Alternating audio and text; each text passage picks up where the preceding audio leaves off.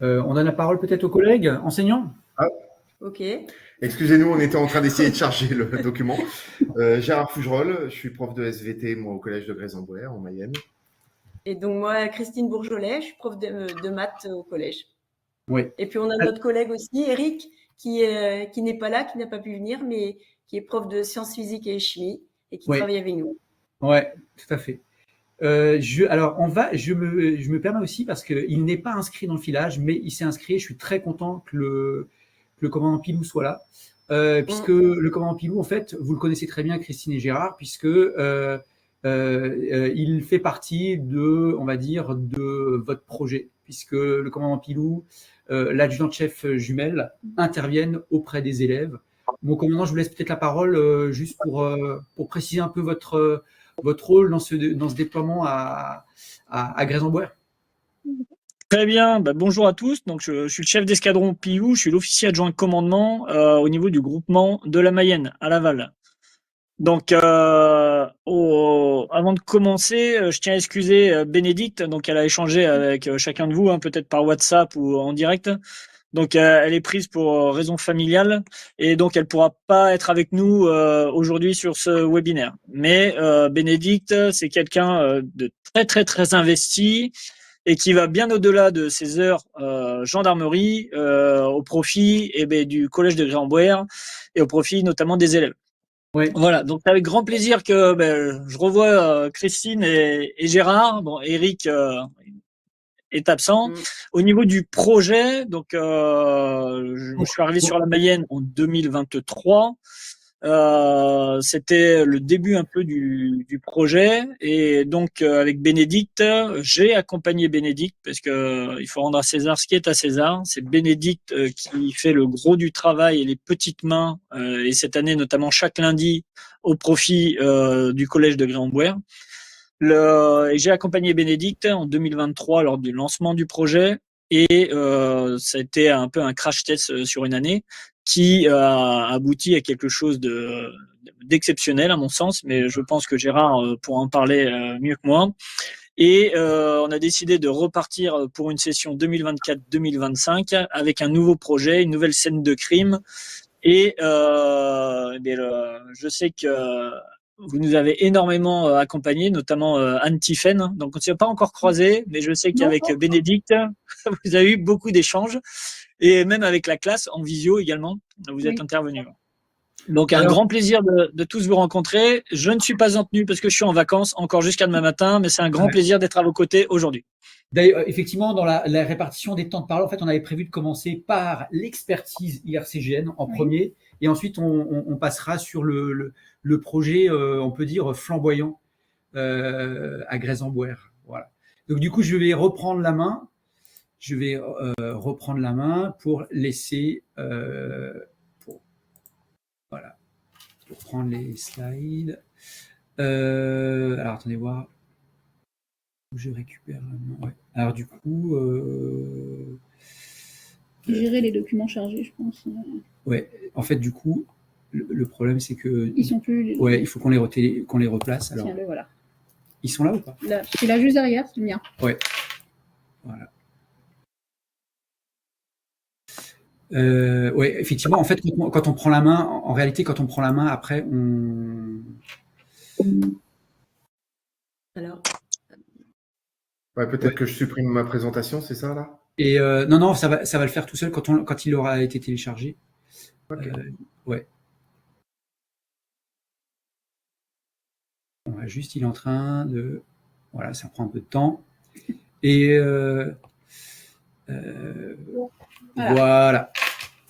Je laisse la parole à l'adjudant-chef Baude. Alors, bonjour à tous. Donc, j'ai décidé, alors moi, c'est vrai que j'appartiens au département faune flore forensique de l'IRC. Alors, je ne sais pas exactement si parmi vous, il n'y a que, j'ai bien compris qu'il n'y avait pas que les profs de SVT.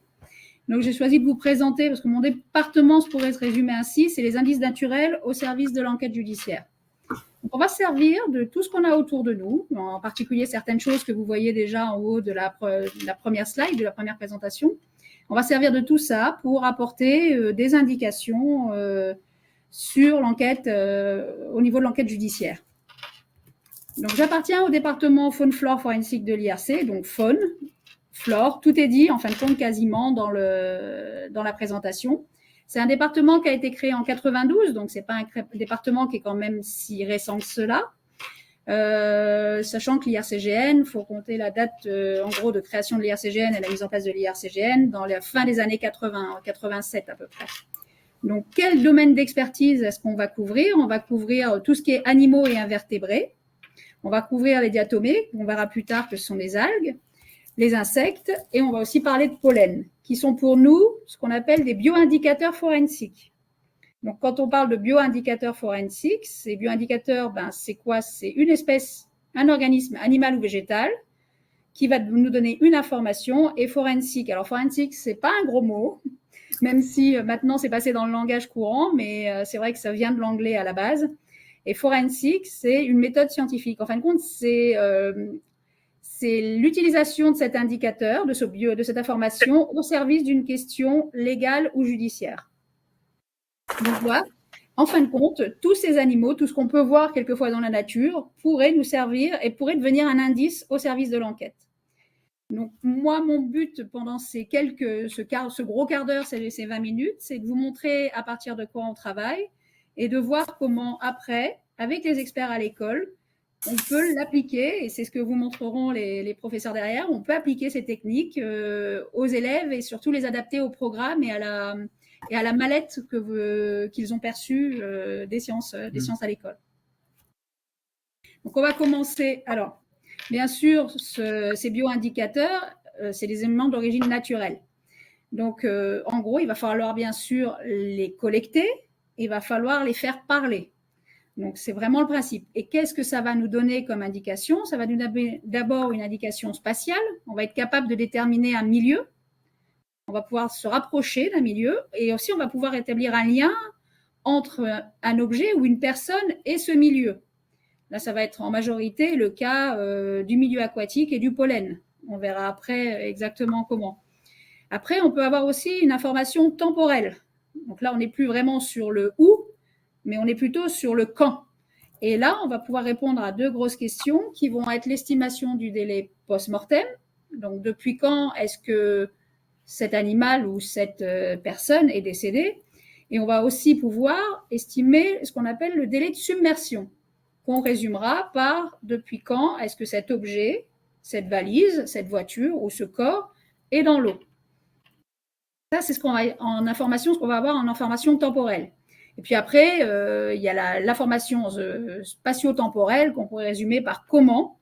Et ça va être plusieurs indices combinés les uns aux autres qui vont pouvoir permettre un peu d'expliquer le mode opératoire de l'auteur. Et c'est vraiment une combinaison de tout ça. Donc, on va bien commencer par quelque chose. Donc, on va commencer par la fameuse mouche. C'est peut-être le bioindicateur le plus connu au niveau des indices naturels, parce que c'est vrai que déjà, c'est le plus ancien. Les premières descriptions de l'entomologie légale remontent à la fin du 19e siècle quand même. Donc, on est quand même sur une discipline qui est connue. Même si elle a tendance à évoluer, alors la mouche évolue au sens où on l'entend, oui, il y a une évolution de l'espèce. Mais en fin de compte, la mouche évolue aussi parce que les changements climatiques peuvent permettre de voir arriver d'autres espèces ou des latitudes auxquelles jusque-là on ne les voyait pas arriver, elles n'apparaissaient pas. Et puis la mouche, on revient sur certaines doctrines au fur et à mesure des escouades et tout ça. C'est un peu plus compliqué que ça. Donc l'entomologie légale. Qu'est-ce que l'entomologie légale? En fin de compte, c'est quoi? C'est l'étude des insectes qui interagissent avec l'enquête, avec les matières. Donc l'insecte, la mouche, devient un indice à part entière, comme une empreinte digitale ou comme un profil génétique. Alors, ça a un domaine des applications très vaste. En fin de compte, la mouche, majoritairement, dans 90%, voire 95% des cas, on va l'utiliser pour le délai post-mortem. Nous, ici au laboratoire, 95% des saisines, ça concerne le délai post-mortem. C'est-à-dire qu'on veut savoir depuis quand est-ce que la personne est décédée. J'y reviendrai après, je vous expliquerai comment on fait, et vous verrez qu'il peut y avoir des applications, vous, à votre niveau, au niveau des classes, en fonction du programme et des classes que vous encadrez. Après, on peut aussi utiliser les insectes dans le cas de maltraitance. Parce que qui dit colonisation ne veut pas dire forcément décès. Je pense par exemple à des animaux qui seraient maltraités et qui ne seraient pas soignés par leur maître. Donc ça peut être des chiens, ça peut être des animaux laissés dans des champs sans être soignés. En fin de compte, quelquefois, ils vont malheureusement être colonisés, même en étant encore vivants. Sauf qu'une absence de soins, une absence de soins, ça peut être un délit. Donc, le principe, ça va être la même chose. Il y a des prélèvements qui sont faits, mais sur des animaux vivants. Et on va essayer de déterminer depuis quand est-ce que cet animal souffre et depuis quand il n'a pas été soigné. Donc, l'absence de soins. Après, on peut aussi utiliser les insectes, enfin plutôt l'entomologie légale, pour des affaires d'escroquerie. Il peut arriver qu'on fasse passer des verres de farine que vous allez trouver qui vont servir d'appât pour la pêche. Et certains escrocs s'en servent pour faire croire que c'est des termites et que la charpente est à refaire ou est à traiter. Donc, quelqu'un que vous, je vais dire vous et moi, mais la personne qui va croire de bonne foi l'expert, celui qui va faire le diagnostic, va croire que c'est réellement des termites alors que ce sont des vers de pêche. Donc, nous, le principe, c'est de garder, d'identifier et de confirmer que il y a bien escroquerie et que ce ne sont pas des termites. Et puis après, on peut intervenir aussi, l'entomologie peut servir en police de l'environnement. Ça peut arriver, on peut l'utiliser. Donc, il y a vraiment différentes applications à l'entomologie. C'est vrai que majoritairement, on pense à l'estimation du délai post-mortem parce que c'est ce qu'on a dans la tête et parce que c'est ce que nous mettent aussi les différents films et livres. C'est vrai qu'on pense à ça. Mais il peut y avoir d'autres applications des insectes, des insectes durant l'enquête. Je vais quand même vous expliquer ce qui fait quand même le 90% de nos saisines, c'est-à-dire l'entomologie légale dans le cas des insectes nécrophages qui permettent d'estimer un délai post-mortem. Et ça nous donne aussi une information sur le mode opératoire. Comment ? L'estimation du délai post-mortem, il faut le résumer dans la majorité des cas, et très grande majorité des cas, par la détermination de la période des premières pontes sur le corps. C'est-à-dire ce qu'il se passe, c'est quand une personne décède, son corps va émettre des odeurs qui vont attirer certaines mouches.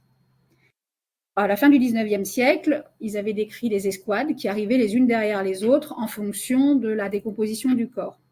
En effet, la mouche va arriver et va, ce que vous voyez ici, déposer des œufs sur le corps. Ces œufs vont grandir et devenir des larves. Et au moment où les larves sont arrivées à un stade, le dernier stade, le stade de L3, ce qu'on appelle le stade larvaire numéro 3, ça va faire ce que la plupart des gens connaissent un peu, on pourrait comparer ça au papillon et à la chenille avec la chrysalide. Et la mouche va s'entourer d'une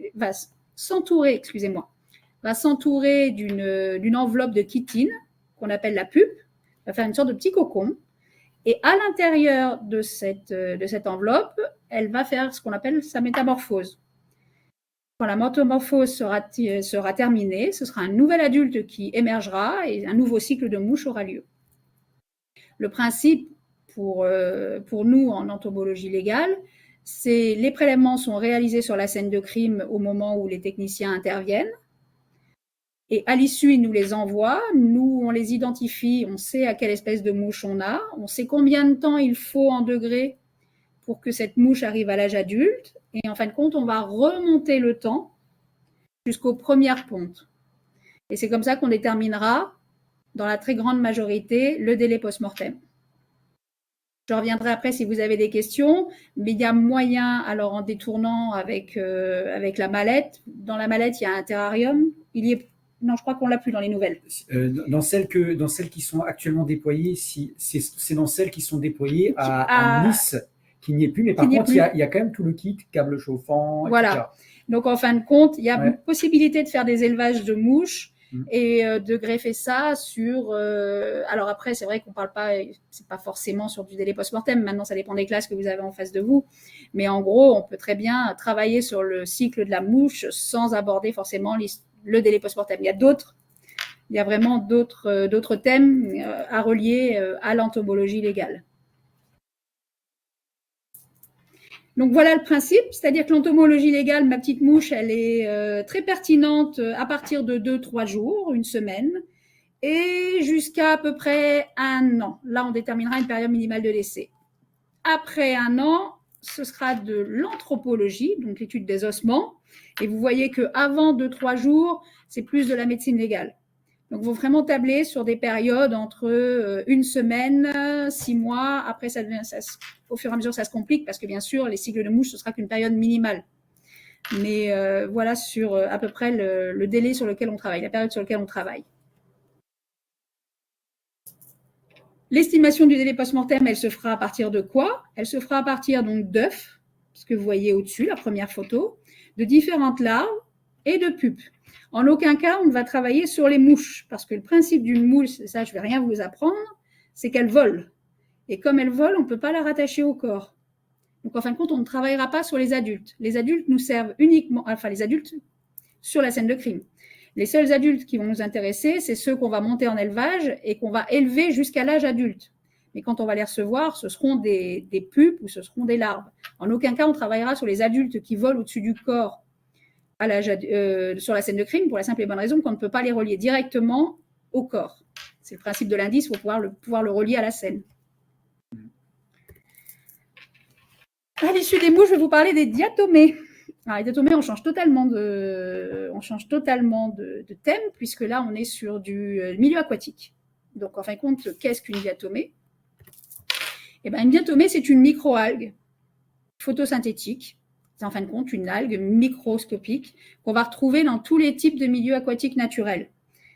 Elle est isolée ou en colonie. Et sa taille peut varier, alors de 20 à 200 micromètres, certaines à taille 2 mm, mais les 2 mm, on ne les voit pas souvent, elles sont plus en milieu marin, en proportion qu'en milieu aquatique eau douce.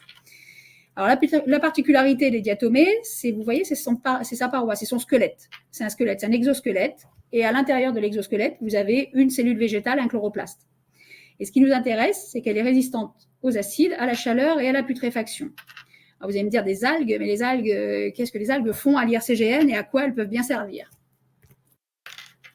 Eh bien, elles servent au diagnostic de la noyade vitale. Alors, je vous ai mis le cycle de la respiration, parce que le cycle de la respiration, pour un rappel à tout le monde, donc le principe du cycle de la respiration, c'est le dioxygène, l'air qui rentre dans les poumons, qui passe dans la circulation sanguine, qui arrive jusqu'au cœur, et puis après, l'oxygène qui est envoyé vers les différents organes. Et inversement, le dioxyde de carbone qui est expulsé par les poumons, enfin le sang, ce qu'ils appellent le sang pauvre. Voilà. Le principe, c'est qu'en fin de compte, là où normalement c'est le dioxygène et l'air qui rentrent dans les poumons, quand une personne se noie, c'est de l'eau qui va rentrer. Donc l'eau va rentrer dans les poumons, elle va passer les alvéoles pulmonaires parce que la présence d'eau dans les poumons va faire une rupture, il va y avoir une rupture des alvéoles pulmonaires. Et en fin de compte, cette eau qui est chargée en diatomée va rentrer dans la circulation sanguine et permettre d'aller jusqu'au cœur. Quand la personne est vivante, les battements cardiaques vont toujours emmener ce sang, donc le sang rouge, là que vous voyez descendre vers les organes distants, va emmener ce sang chargé en diatomée jusqu'aux organes. Et va laisser dans les parenchymes, dans la structure des organes, ils vont laisser les diatomées qui sont je vous l'ai dit tout à l'heure, c'est de la silice. En gros, c'est comme si vous aviez des tout petits grains de sable, c'est du verre. Donc en fin de compte, ça va rester à l'intérieur des organes. Et après, le sang va repartir. Donc en fin de compte, quand une personne se noie, on va retrouver des diatomées jusqu'à dans les organes distants. Nous, à l'IRCGN, on va aller en chercher dans les prélèvements de foie, de rein, de cerveau, et même dans la moelle osseuse fémorale. Donc, on va arriver à retrouver des diatomées jusqu'à dans la moelle osseuse fémorale. C'est le principe. Donc, en fin de compte, là, je sais qu'on ne peut pas, c'est vrai qu'en TP, c'est difficile de parler de diagnostic de noyade vitale. Maintenant, il y a moyen, on les utilise aussi pour faire une mise en contact avec un milieu aquatique. C'est-à-dire qu'en gros, quand on cherche un objet qui aurait été caché dans l'eau, en fin de compte, vous le trouvez sur une scène, et l'auteur dit que non, il n'a jamais été caché dans l'eau. Vous, si vous faites un prélèvement, ne serait-ce que par frottis sur cet objet, on peut matérialiser des diatomées. Les élèves arriveront très facilement à matérialiser des diatomées puisque c'est juste une extraction par frottis avec une compresse. Donc, il y a moyen de détourner certaines choses. Et l'avantage des diatomées, c'est que bon, je suis pas c'est pas matière, donc, mais c'est vrai que l'avantage des diatomées, c'est que c'est très beau à voir au microscope et que c'est vrai que c'est, en plus, si vous faites qu'un frottis à partir d'un milieu aquatique naturel, vous allez avoir la cellule, la chloroplaste, vous allez avoir la cellule verte qui va au microscope, qui est super. C'est photogénique. C'est photogénique, Ouais. c'est très photogénique. Ouais. Après, je vais vous parler, je reste dans l'eau pour l'instant, je vous parle du délai de submersion. Alors là, on est à cheval entre l'entomologie et le milieu aquatique. Pourquoi? Parce qu'on va utiliser le cousin du moustique. Alors, mon petit cochon, ne vous inquiétez pas, c'était un porcelet acheté en boucherie, enfin traditionnellement. Mon petit cochon, on l'a habillé pour essayer d'être le plus réel possible. C'est une expérience qui a été faite il y a quelques années ici, sur un milieu aquatique de la région parisienne. On l'avait mis dans une cage et on a voulu savoir comment réagissait le cochon au bout d'un certain temps. La première partie que vous voyez, c'est quand il y a marqué encore flottaison, c'est-à-dire qu'à ce moment-là, vous voyez qu'il est à chaque fois, il est colonisé par les insectes donc de l'entomologie légale, ce que je vous ai montré tout à l'heure, là, le principe, parce que ça a l'air libre. Donc, on va retrouver des œufs et des larves. Et en immersion, on va trouver ce qu'on appelle du chiro. C'est une larve de chiro, ce que vous voyez en rouge, et ce que je pourrais résumer par des petites crevettes. Voilà, des crustacés. Ça, c'est ce qu'on va retrouver entre 8 à 15 jours. Voilà ce qu'on retrouve sur le corps. Après, au fur et à mesure du temps, on laisse passer. On a moins en moins d'entomologie parce que, en fin de compte, le cochon est de moins en moins à l'air libre. Et en fin de compte, on va retrouver quoi? On va retrouver ces petits chiros, donc les petites larves, la rouge. Et on va retrouver des gastéropodes, donc des petits escargots. Et puis, on va retrouver des nymphes, on va retrouver ce genre de choses. Et quand on laisse passer encore plus de temps, alors là, on n'a plus du tout d'entomologie et on va retrouver en plus des espèces qu'on trouvait jusque-là, on va retrouver jusqu'à la moule zébrée. La moule zébrée, on peut la retrouver des années plus tard. On peut aller jusqu'à... En fin de compte, ça va dépendre de la colonie, mais on peut facilement. Alors, vous allez me dire, c'est pas évident. C'est peut-être la discipline qui est la moins adaptée, le domaine d'expertise qui est le moins adapté à du collégien et du lycéen parce que c'est très particulier dans les cycles. Je vous l'explique juste rapidement pour que vous compreniez sur quoi on travaille. C'est bon, réfléchis de ton côté. Ouais. Voilà. Le délai de submersion, c'est quoi? Alors, je reprends mon petit chiro. Donc, je vous passe le Chironomesus plumosus. Oui. Ouais. Donc, c'est le cousin du moustique. Donc, le principe, il est tout bête. C'est-à-dire que l'adulte va pondre les œufs. Mais là, il va les pondre dans l'eau. Les œufs sont mobiles. Il y a des phases mobiles. La phase des œufs et la phase de larve numéro 1, c'est mobile.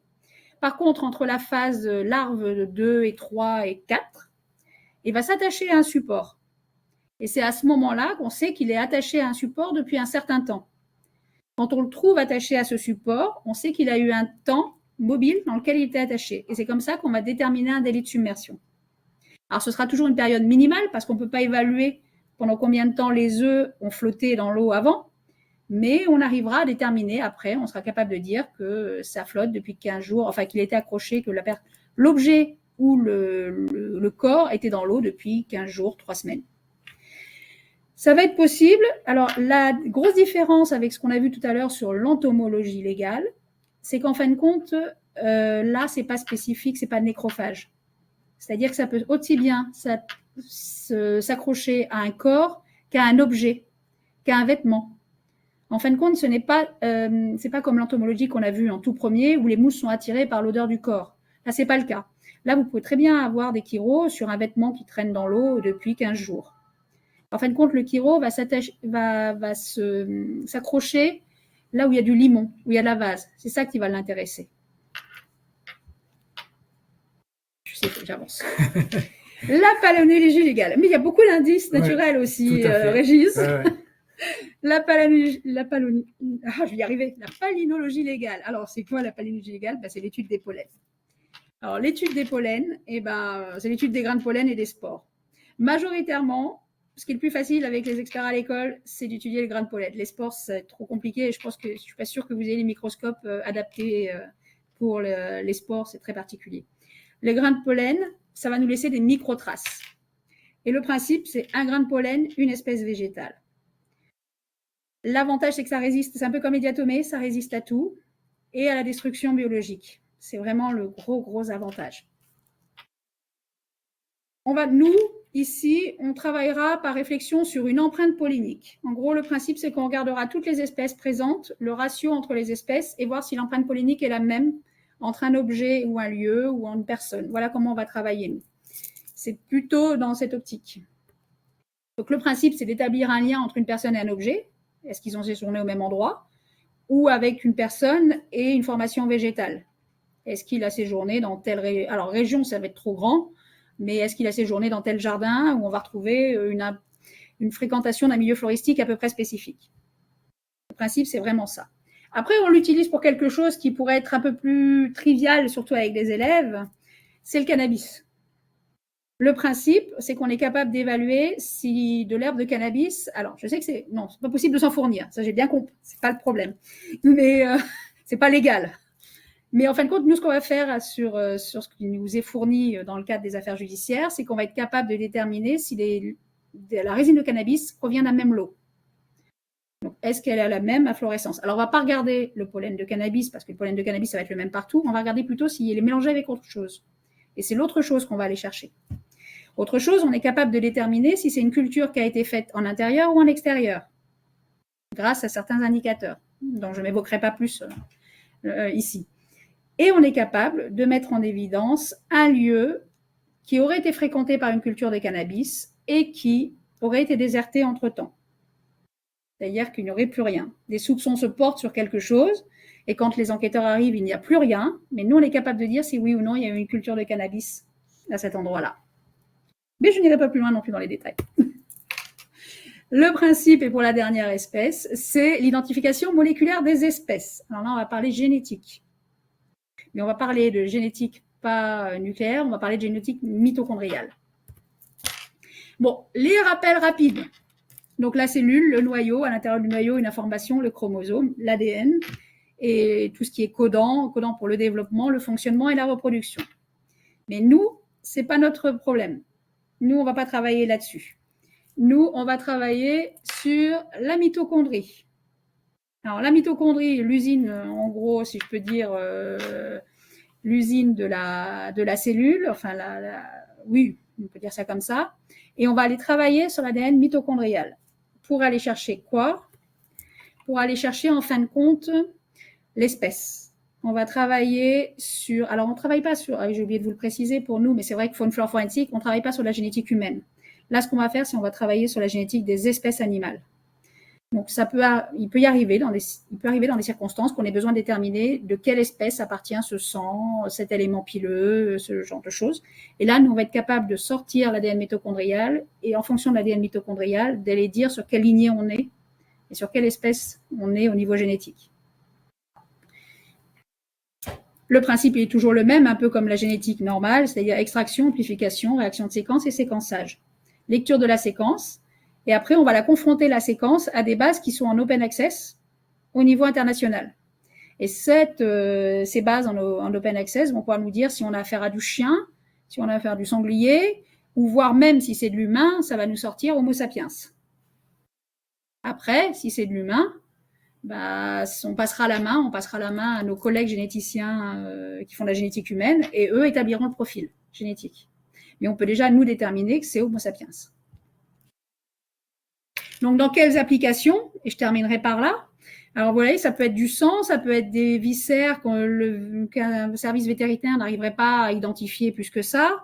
Ça peut être de l'ivoire, savoir si c'est de l'ivoire végétal ou de l'ivoire animal. Ouais. Ça peut être des éléments pileux. On n'en arrive pas, en fin de compte, c'est tout ce qu'on n'arriverait pas à identifier de manière morphologique.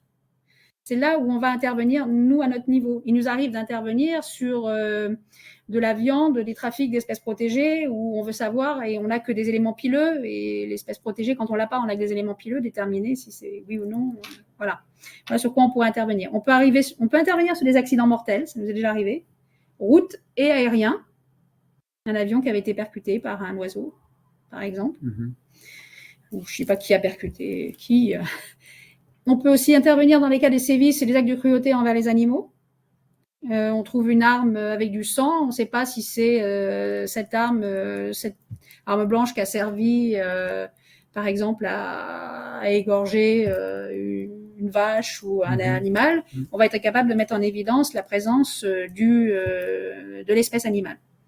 On peut aussi, donc je vous disais, intervenir sur le trafic d'espèces protégées, sur le braconnage, des choses qui pourraient être des poils qui se retrouvaient dans des véhicules qui n'ont rien à faire là, et on va déterminer que c'est du lynx ou autre chose, on est capable de le déterminer. Et puis, toute levée de doute du sang trouvé, avant que ça passe forcément en génétique humaine, nous, on est capable de dire déjà si c'est de l'humain ou si c'est de l'animal. Je pense avoir fait rapidement, très rapidement, j'en suis désolée. Le timing est parfait, c'est 25 minutes Oui, sur voilà. mon téléphone. Ouais. Mais j'espère, j'ai vraiment essayé de balayer au maximum les indices d'origine naturelle. Ouais. Il y a beaucoup de choses à dire, on pourrait y passer 3 heures, mais je pense que c'est pas le sujet aujourd'hui.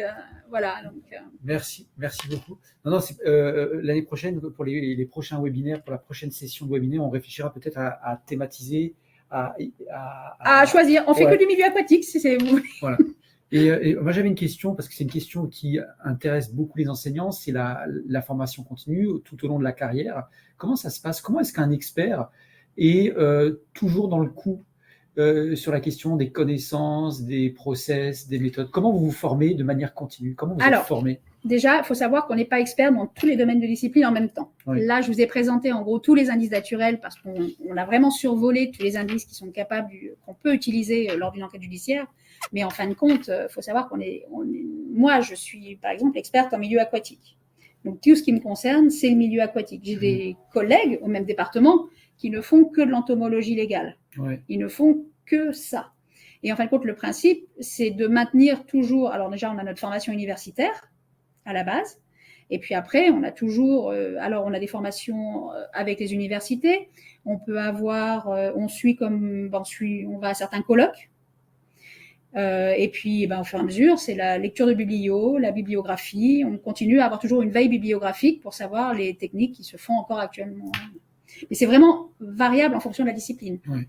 Est-ce que vous avez eu suffisamment de recul pour constater des remises en question complètes de programmes d'identification, c'est-à-dire de méthodes qui sont complètement revues parce qu'elles sont finalement pas efficaces comme vous le souhaitez ou parce que finalement elles sont obsolètes? Est-ce qu'il y a de l'obsolescence finalement, même en biologie? Alors, je dirais qu'il y a des méthodes qui évoluent. C'est-à-dire qu'en entomologie légale, je vais vous prendre qu'un seul exemple, il y a 150 ans, Ménien décrivait certaines escouades les unes derrière les autres. L'évolution, le fait que matériellement on puisse avoir une évolution même au niveau de la météo, enfin du réchauffement climatique, on voit que les escouades qui étaient bien déterminées par Ménien à une certaine époque ne sont pas remises en cause, mais on voit des chevauchements, on commence à voir des choses qui évoluent. Donc il y a des choses auxquelles on ne tient plus forcément compte de certaines théories plus anciennes. Oui. Voilà. Après, je vois la génétique, je pense à la génétique animale. La génétique animale évolue parce que c'est une matière qui est récente. Donc forcément, elle évolue au fur et à mesure et il y a des nouveaux protocoles, il y a des nouvelles choses qui se mettent en place. Je me permets juste en fait de gérer la transition, parce que on va laisser la parole à nos amis de Grèce-en-Boer. Et je me permets juste de gérer la transition. Je vérifie juste si c'est ça. C'est le 2, ouais. Ouais, je voulais quand même, avant de passer la parole aux collègues, je voulais juste montrer à quel point effectivement les experts de l'IRCGN sont impliqués dans l'opération expert à l'école, les experts de l'IRCGN. Parce que là, bon, ils participent, vous l'avez vu, hein, c'est la 4e session webinaire, ils participent au webinaire, mais ils font plein d'autres choses. Là, vous avez l'exemple, alors ils se déplacent beaucoup, évidemment, sur site et environ, c'est-à-dire sur l'Académie de Versailles, Créteil, Paris. Là, vous avez un exemple de déplacement l'année dernière de l'adjudant-chef Baud et de l'adjudant Ribeiro dans un collège de l'Académie de Versailles, le collège Les Grands-Champs. Alors celui-là, c'est le collège Les Grands-Champs, c'est pas le collège Le Grand-Champ. Il y a un collège Les Grands-Champs à Poissy.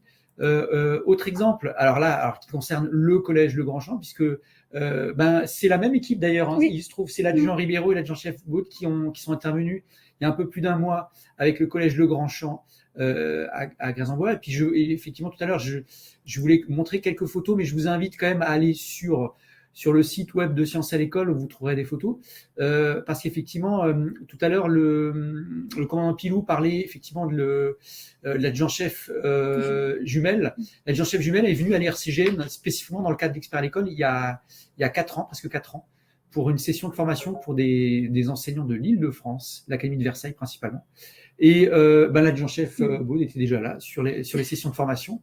Et voilà, et j'ai pris deux photos de ce qui a été mis en place très récemment. Effectivement, le chef d'escadron Pilou l'a dit tout à l'heure, c'est le déploiement qui se met en place dans l'académie de Nantes à Grès-en-Boer. C'est un très beau déploiement. On a rarement, moi je dirais à la fois, je vais laisser parler parce que je ne vais pas dire trop les choses, mais je vous parle en tant que professeur, parce que je suis un peu tous les projets partout. Et on a une dynamique très forte partout, mais c'est vrai que alors ce projet-là, il est extrêmement bien accompagné par la gendarmerie. Il y a une vraie collaboration avec l'équipe enseignante que l'on ne voit pas de manière aussi fréquente que ça. Donc ça, je tenais à le souligner. Je tenais à souligner alors à la fois les professeurs qui sont très engageants là-dessus, et puis souligner aussi, alors l'adjudant-chef Jumel n'est pas là, mais je pense que le commandant Pilou lui passera, dire à quel point on est reconnaissant de cet accompagnement, c'est fondamental. On a beaucoup de collègues de l'Académie de Nice qui nous écoutent, qui commencent les déploiements, parce que dans l'Académie de Nice, on a déployé effectivement, grâce au rectorat de Nice, on a déployé 6 ou 7 mallettes, et les collègues sont venus à l'IRCGN d'ailleurs au mois de février aussi pour se former, et ils sont en train de mettre en place ce genre de collaboration-là, et je trouve que c'est très bien parce que c'est très inspirant. Et je vais laisser la parole du coup aux collègues. Je vous redonne la main. Alors je vous redonne la main. Attendez voir comment je vais faire. Je donne la main à Christine du coup. Oui. Christine. On est tous les deux sur le même ordinateur. Donc je vous définis comme présentateur. Éventuellement, si vous les avez plus, il faut peut-être les recharger les documents, sinon vous pouvez partager l'écran. On vous laisse faire la manipulation. Ah voilà, c'est parfait. Et eh bien, on vous laisse la parole. Voilà. Bon, rebonjour à tous. On va se présenter, on va pas se représenter, hein. On est 3 donc collègues à partager le travail là sur l'atelier criminalistique dans notre petit collège. Physique, chimie, SVT et puis mathématiques. Alors, en fait, au tout départ, pour expliquer un peu d'où ça vient tout ça, moi j'ai été contacté par le lieutenant-colonel Avdev. Tout ça, c'est pour vous expliquer qu'en fait, parce que je me rappelle dans les autres webinaires qu'on nous avait parlé du comment on intègre les experts à l'école, comment ça se passe, comment obtenir la manette, etc. Et en fait, nous, ça nous est tombé du ciel, on n'a rien réclamé. On est venu nous chercher plus ou moins, on va dire, par l'intermédiaire donc du lieutenant-colonel Avdev et puis de mon inspectrice de SVT qui l'a mis en relation avec moi parce qu'en fait, la gendarmerie de Laval cherchait un établissement scolaire plutôt rural, si possible, pour pas, encore une fois, être dans une ville, mais parler à des élèves, on va dire, d'un milieu scolaire un peu particulier, en campagne, si possible, un petit peu isolé, pour faire découvrir ces choses. Et donc, le choix, il s'est porté sur notre établissement à Grès-en-Boer. Donc, on est en Mayenne. C'est juste, je sais pas si vous voyez avec la petite souris, c'est juste en bas ici, là. Donc, on est vraiment dans le fin fond, dans le bas de la Mayenne, hein. C'est vraiment très reculé. Le commandant Pilou, quand il vient nous voir, il voit bien où c'est, hein. C'est pas de la grande route pour venir chez nous, on va dire. Voilà. Donc, pour vous expliquer, donc on voit le commandant Pilou qui est là. Il y a l'adjudante Jumel aussi, donc on en a parlé. Et puis on est 3 professeurs donc à animer cet atelier. Donc juste pour vous expliquer grosso modo ce qui s'est passé, on a commencé donc en 2023-2024. On avait droit à 1 heure hebdomadaire en dehors de notre établissement, en dehors de notre emploi du temps sur la pause méridienne. On avait donc voulu faire un atelier. On voulait que ça soit pour les 4e et les 3e, plutôt sur la base du volontariat, mais on voulait aussi leur demander de nous faire une lettre de motivation. Donc on a eu 10 élèves qui ont bien voulu faire la lettre de motivation. On précise 7 garçons et 3 filles pour la première année. Et donc, on avait de la chance parce qu'on avait 3 packs innovants pour chacun donc de nous, des 3 enseignants. Puis l'année d'après, donc cette année, en 2024-2025, il y a eu plein de suppressions de pactes. Ça a commencé à devenir un peu compliqué. On savait pas où trop on allait au niveau des subventions. Et puis, heureusement, on a eu une enveloppe qui a été octroyée par la DAZEN. Et du coup, on a bien pu mener notre projet.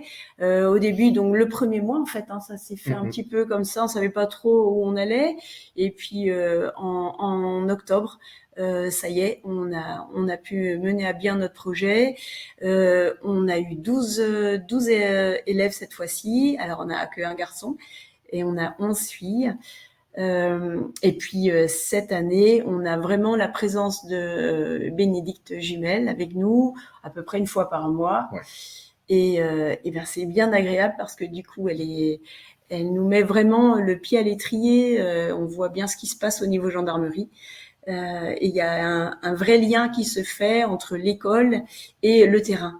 Et donc, ça, c'est chouette aussi. Une fois par mois, on a notre groupe WhatsApp, on communique systématiquement, on se passe les documents. Ça communique vraiment bien.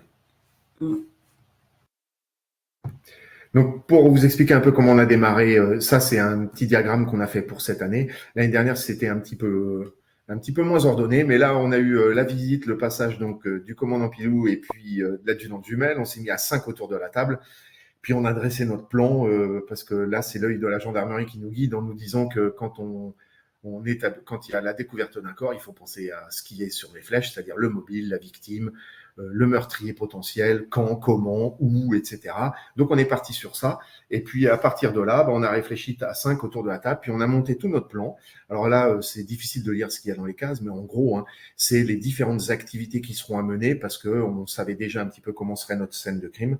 Donc, les cases sont reliées les unes avec les autres par des couleurs parce que c'est un élément qui est lié à un autre, parce que c'est un élément fourni par la gendarmerie, parce que c'est un élément fourni par nous-mêmes, parce que c'est un TP qu'on fera ici, etc. Donc, il y a des petits codes de couleurs qui sont un petit peu à nous, mais on a quasiment tout placé là-dedans pour que notre année, elle puisse tenir et qu'on ait tous les éléments et toute notre enquête là-dedans. Voilà, donc notre année, on l'a commencé par une visite au CIC, au Centre d'identification criminelle de Laval. Et c'est là que l'adjudant-chef Jumel nous a accueillis. Donc on était tout le groupe à venir voir les locaux et surtout voir comment, où travaillait Bénédicte Jumel. Et elle nous a montré, voilà, quand on trouve un corps, quels sont les différents indices qu'on peut prélever, comment on le fait aussi, les différents scellés. Et c'était pour nous préparer aussi à notre première journée, la grande journée où on rencontrerait notre cadavre. Alors là, on a placé ça pour vous expliquer un peu le principe. C'est que l'adjudante nous avait expliqué donc ce que Christine là, vient de donner. Et puis, on a découvert qu'il y avait l'IGNA de Nantes-Atlantique qui avait édité des livres, des petits recueils comme ça. C'est la Bible du TIC. C'est toutes les façons de faire pour relever des indices, de quelle façon on s'y prend, quelles techniques, quels instruments, etc. Elle nous a montré ça, donc on s'est pas dégonflé, on les a contactés parce qu'on trouvait leur livret vraiment bien, mais on les avait pas avec nous le jour de la découverte du cadavre. Donc on les a contactés et puis ils ont été super. Ils nous ont envoyé carrément un carton avec des petits livres pour tous les experts du collège. Donc maintenant on a ces petits livres qu'on va pouvoir utiliser l'année prochaine, mais on n'a pas encore eu l'occasion de les utiliser parce que notre scène, notre jour J, il était déjà passé. Mais on a ça pour l'année prochaine. Et puis en dessous, c'était une petite nouveauté de cette année. On leur a édité une petite carte plastifiée avec un QR code qui relaie, qui pointe vers notre nuage expert où on dépose nos documents. Ils ont leur petite photo, c'est leur carte pour passer prioritaire au self parce qu'ils ont enquête après. Ça plaît bien. Et voilà, donc ça, c'était notre première journée de découverte de la scène de crime.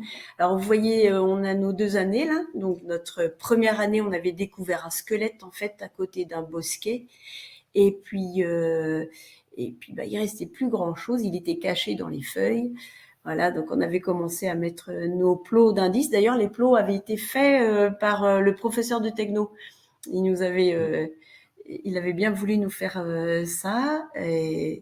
Et l'adjudante chef jumelle nous avait mis des petites flèches là pour qu'on suive d'une façon disciplinée un tracé pour bien faire attention à ne pas polluer la scène de crime. On avait eu nos petites tenues donc de lapin blanc. On était très fiers. Voilà. Et la deuxième, donc ça c'était cette année. Comme on aime bien faire nos scènes de crime à l'extérieur. On en profite, on est à la campagne. Donc là, on avait très peur parce que cette année, il a beaucoup plu. Et donc, on a dû organiser tout ça et demander à la communauté de communes de nous louer, enfin de nous prêter d'ailleurs, un grand barnum pour qu'on puisse installer tout notre matériel, enfin le matériel de la gendarmerie aussi notamment, justement, pour pouvoir bien étudier cette scène de crime. Voilà, on voit aussi il y a un photographe là qui nous prend en photo. On avait demandé à la presse aussi de venir nous voir. Je ne sais plus si c'était le Ouest France ou bien Autanjou aussi. Autanjou, ouais. De toute façon, sur les 2 scènes de crime, le commandant était là avec nous aussi, avec l'adjudante, puisque en fait, ils ont participé la première année avec nous au placement du squelette pour essayer de mettre tout ça, et la deuxième année encore plus, parce que moi j'étais pas là, toi t'étais là. Enfin bref, ils ont vraiment bien géré le truc. On n'a pas fait grand-chose pour ce qui est de la scène de crime. Enfin, non, en fait, les gendarmes nous aident énormément. Le commandant Piou peut témoigner pour tout organiser la scène de crime. Nous, on avait un petit peu peur là-dessus, parce qu'on se dit, comment on va faire une scène de crime? C'est pas, on va essayer de faire des choses, mais ce sera peut-être pas vraiment réel. On sera loin de la réalité. Et donc, il nous avait rassurés, il nous avait dit on prend tout en charge. Et nous, on a organisé en fait seulement les indices parce que nous, on allait travailler là-dessus au niveau des analyses d'indices. Donc voilà, c'est un vrai travail d'équipe. Et donc, une fois que notre scène de crime est découverte, qu'on a récupéré tous nos indices, on essaye de procéder plus ou moins de cette façon. C'est-à-dire qu'on a mis nos scellés, on a tout mis dans les sacs plastiques, dans les bocaux, enfin dans les petits pots, etc. On note tout. Et puis ensuite, direction la salle de sciences, où là, semaine après semaine, on prend les indices. Alors c'est nous qui dictons un peu l'ordre, mais on prend nos indices les uns après les autres, et puis on les étudie de la façon suivante. Là, c'était un exemple, par exemple, donc pour le téléphone, on sait que ça va être les empreintes. Du coup, l'adjudante chef jumelle, elle est venue, elle nous a fait une séance empreinte pour qu'il voit un petit peu sur tout type de matériaux comment on relève les empreintes. Ensuite, on a fait nos petites photos, c'est la photographie bleue. En dessous, elle nous a fait toute son explication sur les minuties, comment ça fonctionne. Et puis après, on envoie ça, nos photos dans l'ordinateur avec Discresoft. Et puis c'est parti, on fait nos correspondances entre notre base de données et puis les empreintes qu'on a pu récupérer. Et si ça match, on arrive à la photographie en bas à gauche, où là, on a 2 empreintes avec le nombre de minuties qui ont été comparées, ça colle. Et puis, il y a un petit texte en dessous rédigé par les élèves pour montrer ce qu'ils ont fait et comment ils sont arrivés à ça. Et là, c'est une autre séance, en fait, où, comme cette année, on a 3 experts qui ont déjà une année de bouteille, comme on dit, ceux-là, de temps en temps, quand on a un TP qui est un petit peu, ils maîtrisent, on les envoie dans une autre salle à côté avec un de nos collègues pour tester du matériel qui servira à une autre séance. Et pendant que les nouveaux experts, eux, par exemple, travaillent, je sais pas, moi, sur les empreintes, les 3 autres, ils sont en train de tester du matériel. Là, c'était un laser qu'on a emprunté dans un lycée pour mesurer le diamètre de différents poils, cheveux. On avait du singe, du lion. On avait une bonne dizaine de poils qui sortaient de l'IRCGN, d'ailleurs, qui nous ont été envoyés parce que l'adjudant chef jumelle avait demandé si c'était possible d'avoir du matériel comme ça. Et puis ensuite, ce sont nos élèves de 3e, nos anciens, qui font le TP en expliquant aux autres comment ça marche. Donc sur la photo en bas à droite, là, on voit une des expertes qui a déjà 2 ans, qui est derrière, en train d'expliquer à l'autre, et puis ils sont en train de faire leur mesure. Ça marche plutôt bien, ils aiment bien transmettre. Donc pour la petite histoire, on avait relevé un cheveu blond sur le corps de notre victime qui avait des cheveux bruns. Ouais. Donc voilà, il y a suspicion pour le meurtrier potentiel aurait des cheveux blonds. Donc là, c'est aussi encore une autre façon de travailler avec eux, avec notre petit groupe de 12 là. Donc là, c'est des maths en l'occurrence. Et j'avais pris un groupe de 3 élèves pour aller faire des mesures sur le terrain. On avait le décamètre et on avait aussi le télémètre. Donc c'est très intéressant de voir aussi comment ça fonctionne, le télémètre, ces objets-là. Une fois qu'on a pris des mesures, on a fait donc on avait écrit sur un document Word les mesures importantes avec nos points fixes. On a appris ce que c'était des points fixes pour placer avec précision des indices. Et là, donc c'était nouveau cette année. On a fait avec GeoGebra. On a donc importé une photo aérienne. Et avec nos 2 points fixes, on a mis le document à l'échelle. Là, il y avait 4,9 mètres exactement entre nos 2 points fixes. Et par traçage de cercles, on trouvait les intersections donc des 2 cercles pour placer nos indices avec précision. Donc voilà, ça c'est dans le but aussi de les faire travailler sur l'oral. On a envie donc que ce petit groupe de 3 élèves puisse expliquer aux autres à l'oral comment ils se sont débrouillés. Et notamment, on a une de nos élèves de 3e cette année qui passe le grand oral de DNB sur le thème de notre atelier criminalistique. Une fois qu'on avait fait qu'on avait découvert notre scène de crime, je vous ai dit tout à l'heure qu'on avait nos indices, ils sont répertoriés, il y a les scellés. Ben, on a fait des photos de toutes les cartes de scellés plus de l'indice en question. On a plastifié tout ça et puis l'adjudant-chef elle est venue pour organiser sur une grande table tous nos indices. Et à partir de là, ben, on a essayé de les relier soit au cadavre, soit au potentiel criminel, enfin la personne responsable donc de l'assassinat là. Et puis on place tout ça donc sur le mur, c'est dans la salle de SVT. Il y a un grand panneau de liège.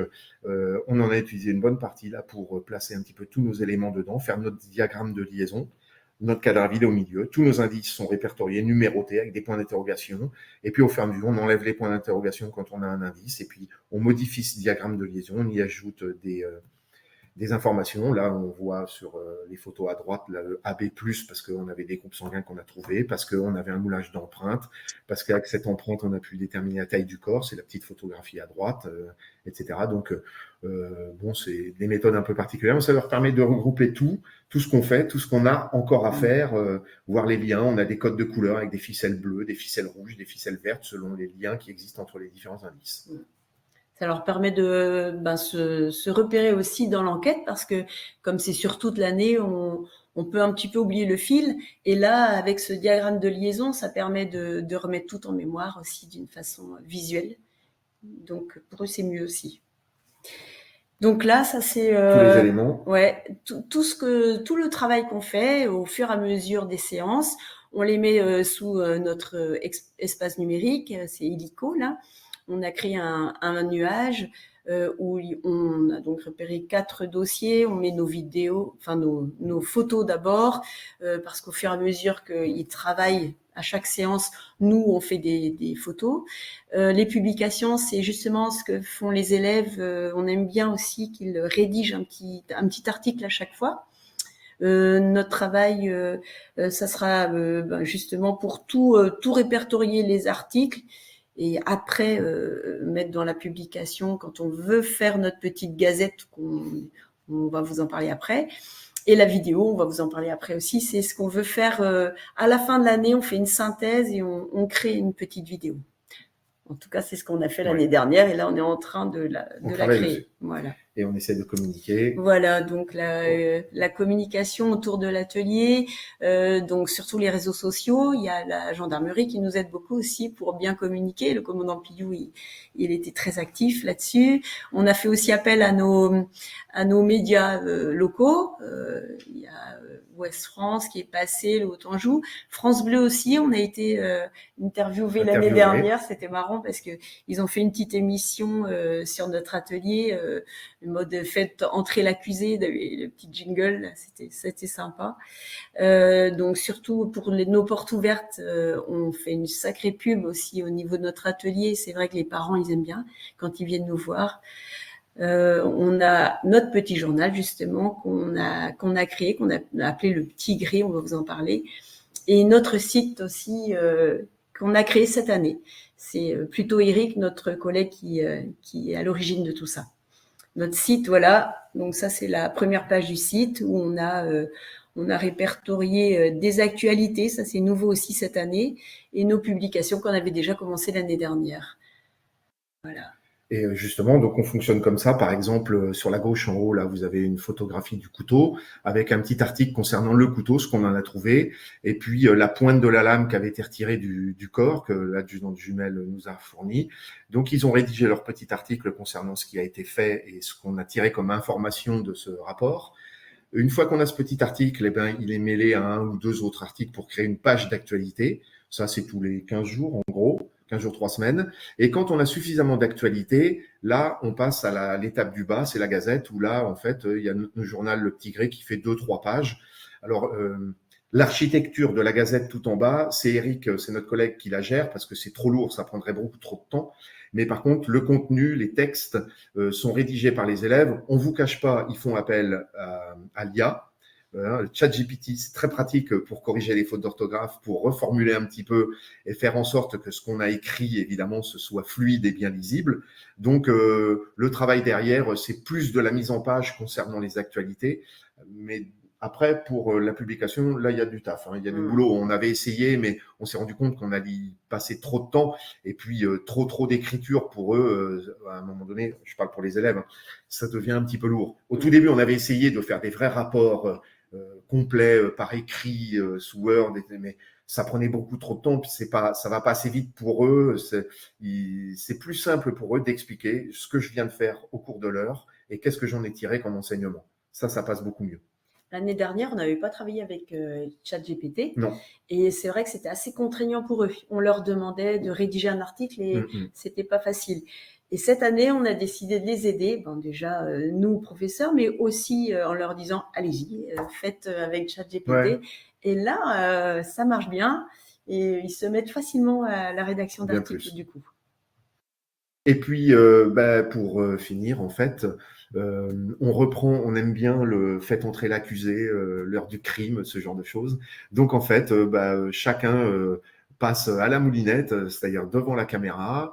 On filme un petit bout de 10 secondes, 15 secondes, où ils racontent un petit truc, quelque chose qu'ils ont fait.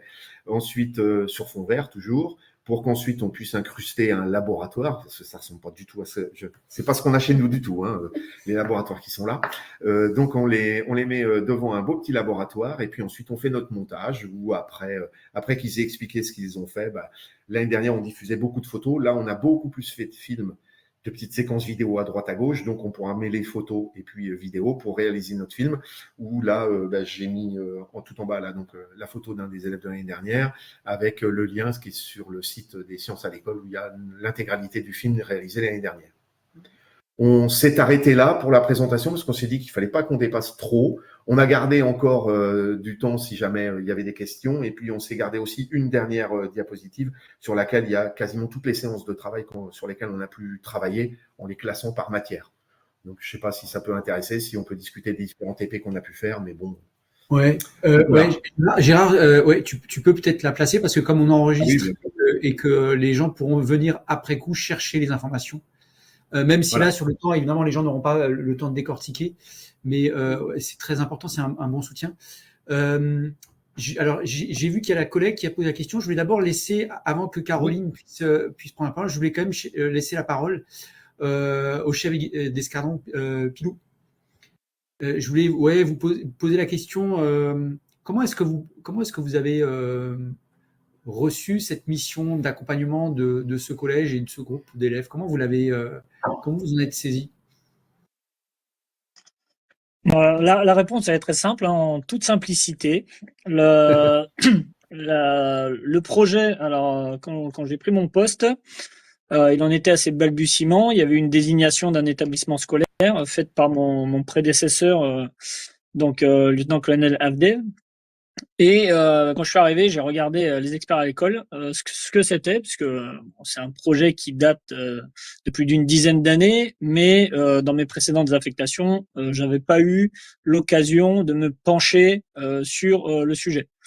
Donc, je suis retourné aux objectifs qui étaient fixés par ce projet et je me suis retrouvé dans ces objectifs, parce que je suis en charge également de la communication et du recrutement au niveau du département.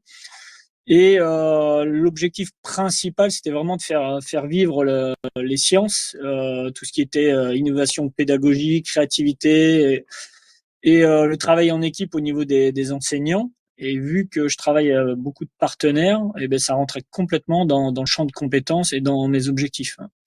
Quelque chose qui m'a touché aussi, c'est cette promotion de l'accès aux filles aux disciplines scientifiques. Là, cette année, pour exemple, hein, donc je suis pas dans le scientifique, mais j'ai mis en place une formation de 40 heures au niveau de la fac de droit, faculté de droit, donc c'est unité d'enseignement à l'ouverture, 28 participants, 27 filles. Donc on est vraiment dans des formations très féminisées, ce qu'on ne retrouve pas forcément dans les disciplines scientifiques. Et c'est pour ça que je voulais poser une question à Anne Tiffen. Est-ce que vous pourriez nous parler juste une petite parenthèse de votre parcours en amont de la gendarmerie et votre parcours en gendarmerie rapide? Ça pourrait être intéressant pour les gens qui regarderont le webinaire et pour pouvoir se projeter. Alors, moi, en ce qui me concerne, j'ai fait un bac S option physique-chimie. À l'issue, j'ai un bac +5 en océanobiologie, donc spécialisé dans les algues et les microalgues. Alors, c'est très particulier. Et puis, les aléas de la vie et puis du parcours universitaire, j'ai décidé de rentrer en gendarmerie. J'ai fait 4 ans en brigade ici dans le Val d'Oise pour des raisons familiales. Et après, j'ai fait de la scène de crime comme Bénédicte. C'est pour ça que je la connais bien, parce qu'on a fait, on est toutes les deux. Moi, je suis une ancienne technicienne d'investigation criminelle. Je suis une ancienne TIC, mais ici sur l'île de France. Et mon parcours algues, micro-algues, quand le département Faune Flore Forensique a cherché des gens avec des compétences un peu particulières pour ce domaine d'expertise, a fait que j'ai été contactée et on m'a proposé d'intégrer l'IRCGN à ce moment-là. Mais j'ai fait à peu près une dizaine d'années de terrain en Île-de-France, en RGI, en région Île-de-France. D'accord. C'est toujours intéressant d'avoir les parcours de chacun pour pouvoir se projeter. Et c'est ce que j'évoquais, la féminisation un peu de cette filière, je pense qu'elle est importante, d'équilibrer et d'ouvrir ces disciplines scientifiques aux filles. Voilà. Et sur le collège de Grand-Ambouert, j'ai pu voir que voilà, les experts, et notamment celles qui doublent, qui font une deuxième année, on a des filles qui sont vraiment, vraiment très motivées. Voilà. Donc très intéressant. Je poursuis juste au niveau de l'organisation. À partir du moment où j'ai défini un peu les objectifs, j'ai regardé avec qui on allait pouvoir travailler et tous les voyants étaient au vert. Déjà, une équipe sur le collège de Grand-Ambouert, donc j'ai rencontré la directrice, Madame Mathieu Carine.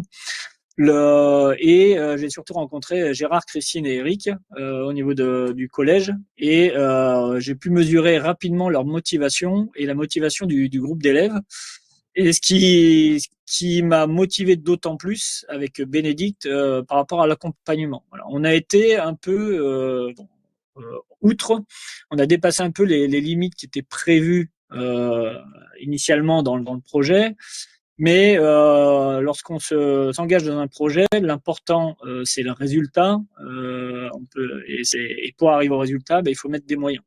Donc ça a vraiment été un travail partenarial dans la conception, dans l'accompagnement. Tout à l'heure, à juste titre, Gérard parlait des horaires, des enseignants très investis. Au-delà de leur temps de présence sur l'établissement scolaire, il arrive même qu'on reçoive des WhatsApp pendant les vacances de la Toussaint, n'est-ce pas Gérard, par rapport à une culture biologique dans un frigo qui se développe. Voilà. Mais je le dis avec beaucoup d'humour et c'est toujours un réel plaisir de vous accompagner dans cette dynamique.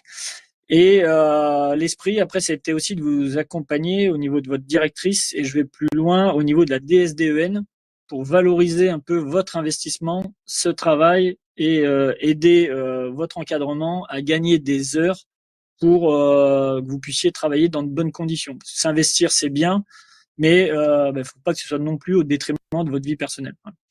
Donc, ça a été un point. Ça, sur la première année, on n'a pas pu trop le faire. Sur la deuxième année, voilà, c'était un point un objectif personnel que je m'étais fixé, et on a réussi à l'atteindre très rapidement dès les premiers mois du projet.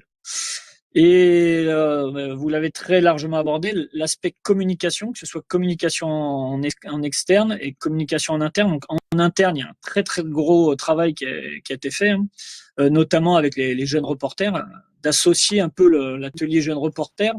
Et c'était un peu un des objectifs qui était fixé par les experts à l'école, c'était un peu ce travail croisé entre les enseignants, un travail pluridisciplinaire. Et donc, ça s'est fait naturellement au sein du collège. Et donc, pour nous, gendarmes, ça a été d'autant plus facile de vous accompagner dans cette dynamique. En communication externe, Régis, tu as très bien repris les communications qui ont été faites, et je t'en remercie. Et ça permet à ton niveau et au niveau de l'IRCGN, de bien montrer le travail qui est fait.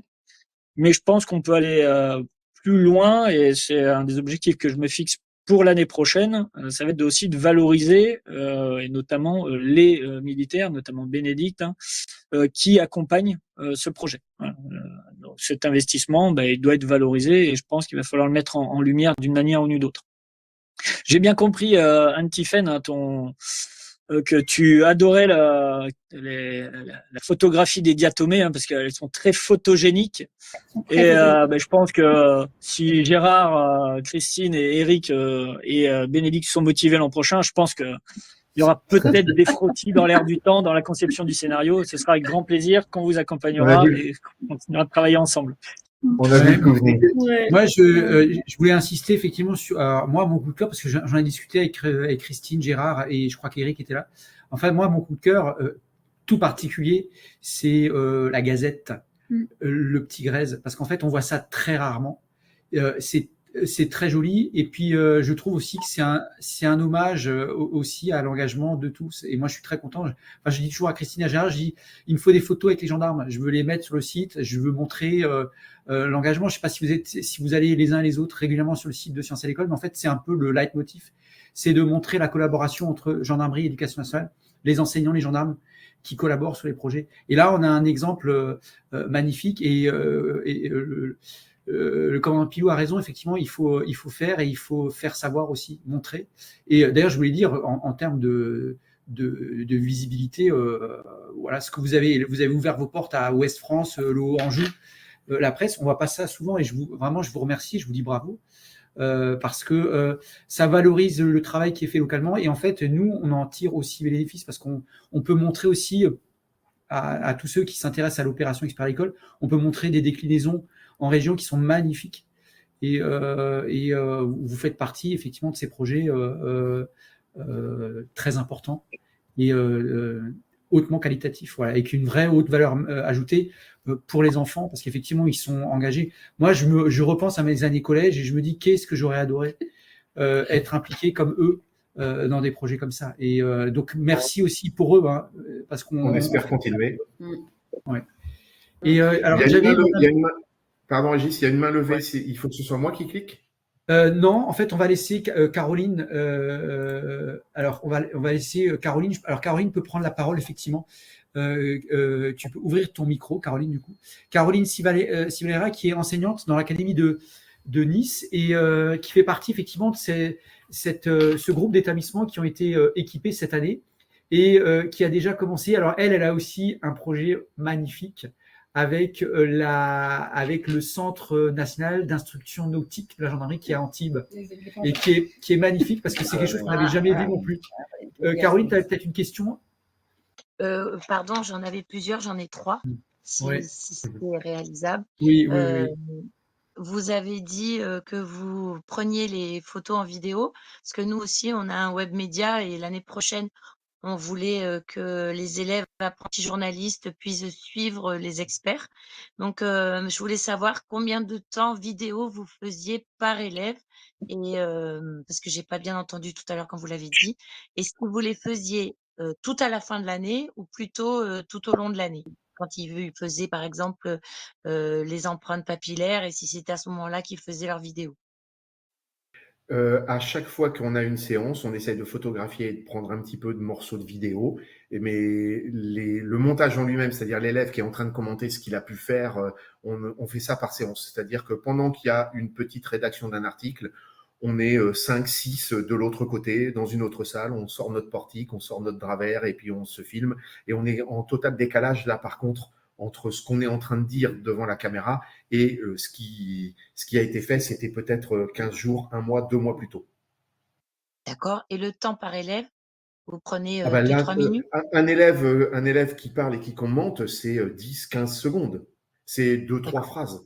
On leur demande pas, on leur fait pas apprendre un texte. Enfin, on réfléchit sur ce qui est à dire, sur le fait qu'on est descendu, on est arrivé sur la scène de crime. Là, il y avait un corps, il était près de la haie. Point. D'accord. Il raconte Ensuite, ça. on a On une autre essaye d'être le question. plus naturel possible. Le montage, est-ce que c'est les élèves qui le font ou est-ce que c'est vous? Alors, Mm. actuellement, Pour le l'instant. montage, c'est moi. On a pour objectif de leur faire le montage parce qu'on a obtenu du conseil départemental de la Mayenne un nouveau PC portable en sciences pour pouvoir faire ce montage avec une carte graphique un peu plus conséquente. Et puis là, on est en train d'acquérir un logiciel professionnel pour pouvoir faire ce montage parce que moi, j'avais ce logiciel pour moi personnellement, mais les logiciels gratuits fournis par Et le c'est quoi le département, c'est logiciel? quand même pas le même niveau. Et quel est le nom du logiciel, s'il vous plaît? Oh ben, il y en a plein. Je sais pas si on peut citer de marque. Je peux en citer une. J'espère. Régis, on n'entend pas Régis. Non, j'allais couper. Oui, bien sûr, parce que ça va, Ouais. on n'est pas non plus, on est souple là-dessus. Ouais, non, mais il y a des gendarmes autour de la table, je fais attention, moi. Hein. Non, Ah, mais si là, faisons plusieurs, Gérard. Ouais, c'est ça, il faut en citer au moins 3. pour C'est le possible. moment, on nous a proposé Shotcut qui était gratuit, mais en fait, moi, j'avais l'habitude de travailler avec le logiciel Studio Pinnacle. Ça fait partie de la suite Corel.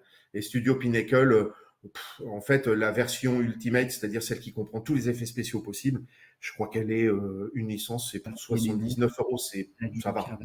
Madame, D'accord, parce que nous, on travaille avec CapCut gratuit ou Canva. Oui. Voilà. Mais il y a plein de logiciels qui permettent de travailler et de faire tout ça, Oui, mais mais c'est vrai qu'il y en a certains qui sont quand même un peu plus ergonomiques, qui marchent franchement À mieux, à les la effets fin de spéciaux notre sont mieux année contrôlés.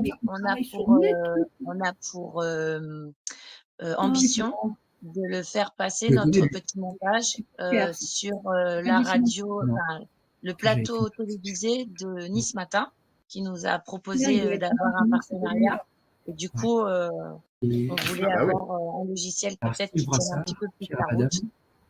Ouais, super. Voilà. Et ma dernière question, serait-il possible dans votre webinaire de nous donner comment je vais dire, les coordonnées de Igena pour pouvoir voir les petits livrets?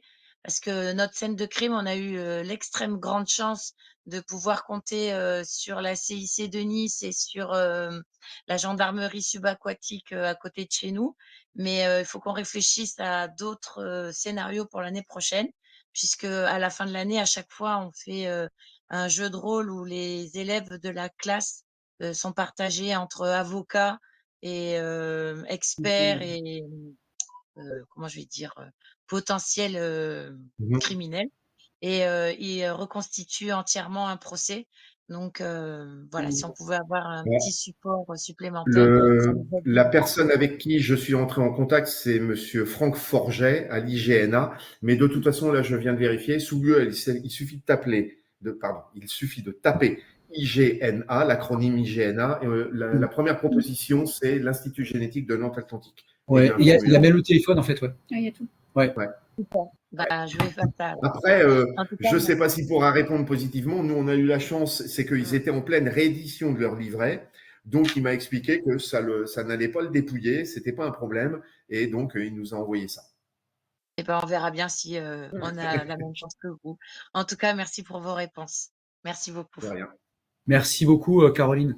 Alors, je ne sais pas si on a encore d'autres questions. Je voulais juste préciser une chose, c'est que alors, je vous ai mis à la fois dans la partie chat, je vous ai mis l'adresse en fait on va dire du blog hein, qui est conçu par Monsieur Soulier, le professeur de physique-chimie pour l'atelier scientifique du collège de Gré-en-Bouwer. Et le lien, en fait, il est aussi disponible sur le site web de Sciences à l'école. Bon, je fais beaucoup la publicité de ce site web, mais on en est très content parce il est alimenté en fait par les informations que nous donnent les collègues, à la fois des photos, des infos pour contextualiser. Parfois, on a suffisamment d'infos pour produire des articles complets. Et il y a le lien vers le blog, on va dire, de votre atelier scientifique qui est disponible sur notre site. Et je voulais dire aussi, je voulais dire à quel point enfin moi je le redis, le journal des élèves, c'est quelque chose d'absolument éblouissant. Bravo, hein, franchement, et je suis impatient de lire la suite. Ah non, c'est magnifique, vraiment, c'est magnifique. Je ne sais pas si on va s'arrêter là, peut-être. Je ne sais pas s'il y a d'autres personnes qui voulaient peut-être prendre la parole. Je tenais à vous remercier toutes et tous de votre participation. Remercier Christine, Gérard, Eric qui n'est pas là aujourd'hui. Ouais, on continue à rester en contact pour continuer à mettre en lumière ce qui est fait. On a aussi des sujets qui ont été lancés ensemble hein, avec votre chef d'établissement, et il y avait le commandant Pilou qui était en copie, je crois, sur des sujets, je crois, classe défense. Je ne sais pas si vous avez mis en copie ou pas. Oui, voilà. C'est ce qui est intéressant, c'est que l'idée, c'est tout ce projet, et pour lui donner une visibilité encore plus importante, je pense que basculer en classe défense, ce serait très intéressant. Ouais. Bah écoutez, oui, il y a déjà 2 établissements du réseau, l'un dans l'académie d'Orléans-Tours, l'autre dans le Puy-de-Dôme, qui ont signé de véritables conventions avec l'unité de gendarmerie qui les soutient. Donc des conventions type classe défense sécurité globale, qui sont des conventions qui laissent la main libre aux établissements et aux unités pour collaborer au rythme et à la hauteur qu'ils souhaitent. Mais comme vous le dites, mon commandant, c'est qu'il y a une visibilité et aussi, on va dire, une reconnaissance institutionnelle, tant côté gendarmerie que côté éducation sociale, de l'existence de ce partenariat. C'est très important. Ce que vous faites là, c'est magnifique et ça mérite d'être finalement couché sur du papier et signé par les autorités. Ça valorise l'engagement de chacun et puis ça permet aussi de pérenniser les projets en termes de politique, ressources humaines, horaires aussi dans l'établissement scolaire, et puis aussi ça met tout le monde